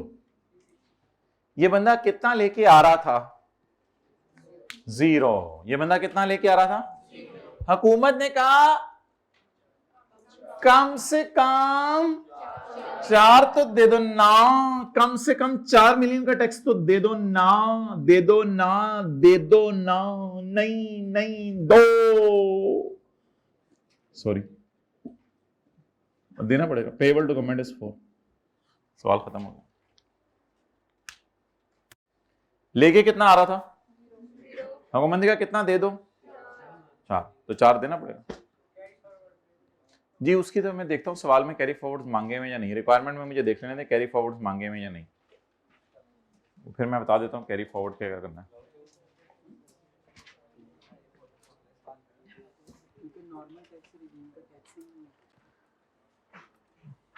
Compute the total income and taxable income, discuss the tax implication of scholarship received by सारा। ये भी हमने नहीं पढ़ा हुआ, इसके आगे लिख लें चैप्टर नंबर 13, ये भी हमने नहीं पढ़ा हुआ। ये सवाल में आया हुआ था। चलो आपको ग्रेस मार्क्स दे देंगे और मजे करो, एंजॉय करो, कल नहीं थे मौजा ही मौजा, 2 मार्क्स पक्के। छोटी छोटी खुशियां लोगों की। इधर देखें आप लोगों ने जो पढ़ा हुआ उसमें से जो नहीं किया उस पर गम नहीं है जो। अच्छा तो total income taxable income and tax liability निकालनी है बस। Total income taxable income tax liability, ये टोटल इनकम भी निकालनी है। तो फिर ना इधर लिखा करें टोटल इनकम का लफ्ज के साथ, क्योंकि ज़कात तो इसकी है नहीं। टोटल इनकम टैक्सेबल इनकम और टैक्स लायबिलिटी। टैक्स लायबिलिटी आपकी ये है, टैक्स लायबिलिटी। अब आपको ये 4 कैरी फॉरवर्ड करने की इजाजत है, लेकिन सवाल की रिक्वायरमेंट में नहीं मांगा हुआ।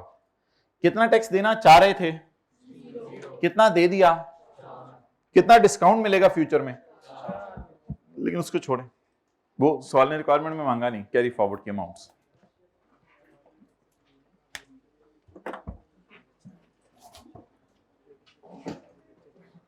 डन, ओके जी। हाँ भाई मैंने आपको अक्सर बताया हुआ है कि खर्चों में जो इंक्लूड होती है ना, ये पहले वाले फुल स्टॉप वाली फिगर इंक्लूड होती है।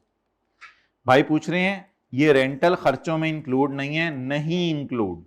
इधर भी देखो, अगर मैं कहूं कॉस्ट ऑफ सेल में 12 भी इंक्लूड है, 5 भी इंक्लूड है, 4 भी इंक्लूड है, तो ये मैसी मचनी है। ये क्या मतलब है, तो कुछ भी नहीं है। तो जस्ट जो पहली वाली फिगर्स दी होती है ना वो इंक्लूड होती हैं। तो खर्चों में डेप्रीसिएशन और इंटरेस्ट पड़ा है, डेप्रीसिएशन और बाकी फुल स्टॉप के बाद अगली लाइन होती है, वो नहीं पड़ी होती इसमें। ये जबरदस्ती नहीं करना कि ये भी पड़ा हुआ है। इसलिए बार बार इसी नगमे को हम गा रहे हैं कि जो पढ़ा है वो उल्टा हो, जो पढ़ा है बाकी फुल स्टॉप से अगली वाली लाइन के साथ इंक्लूड नहीं लिखा होता। ये नहीं आप समझा करेंगे, वो तो सवाल का एक्चुअल डेटा दे रहा होता है आपको। क्लियर? ओके। अच्छा जी, अब हमारा जो है वो एक पॉइंट रह गया, लेकिन वो ना कल फ्रेश माइंड के साथ करेंगे। वो सेक्शन टर्नओवर की डेफिनेशन अभी हमारी रहती है।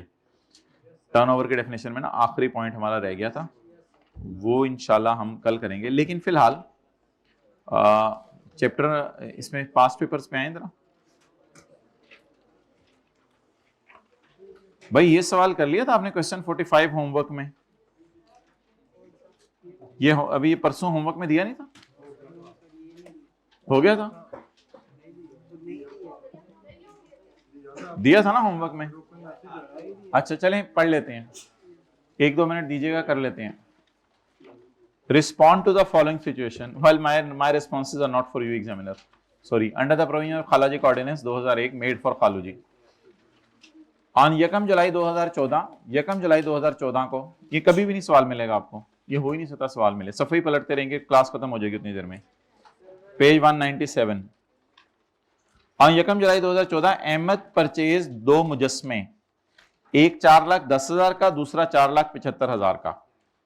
ऑन 30 नवंबर 2019 यानी tax year 2020। Tax year 2020। During the shifting of his house, अपना घर शिफ्ट कर रहा था, he lost both of the sculptures,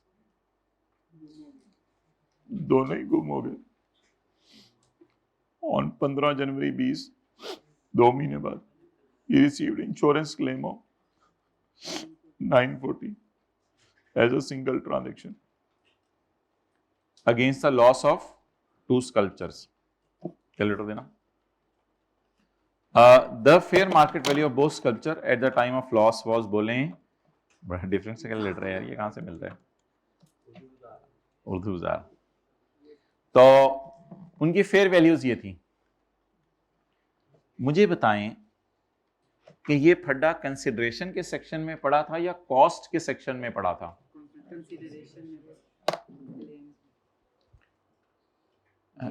हाथ रखें, इस तरह लाएं हाथ, लेफ्ट वाला यहां तक उठाएं, यहां तक।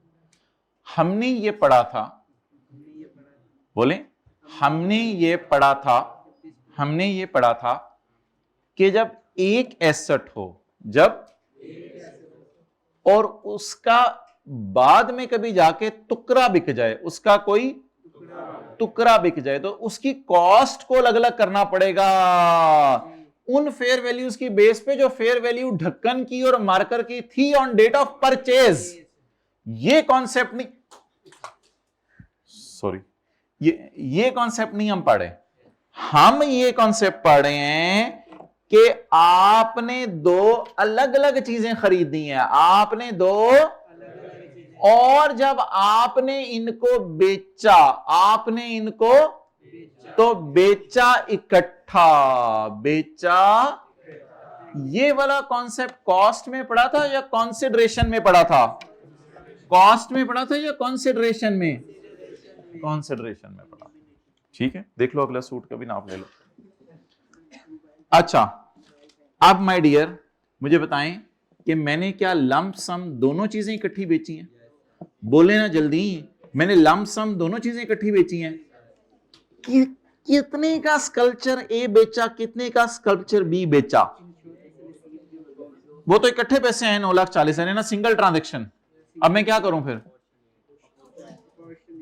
एक हमने सवाल किया था लैंड और बिल्डिंग वाला, तो अब देखें,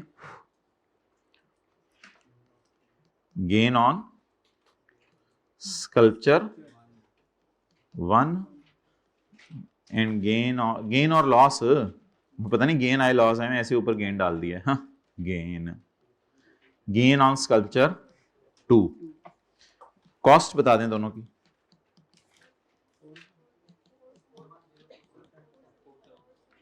$470। गेन लॉस निकालने का फॉर्मूला कैपिटल गेन के चैप्टर में क्या था? Consideration minus cost. लेकिन जो अब हमने सेक्शन पढ़ना है ना, वो बड़ा मजे का है। 940, जिस तरह मैं कर रहा हूं उस तरह मुझे करने दें, आप ऊपर देखें, सिर्फ बूथा इधर रखें। 940 के दोनों बिके या 940 का एक बिका? अब इसको कैसे तोते तोते करूं? डिवाइडेड बाय 300 और 5 मल्टीप्लाइड बाय 300। भाइयों समझ आई बात? और इस 940 को टोटे टोटे करें, 300 जरा 500, जवाब 370, 560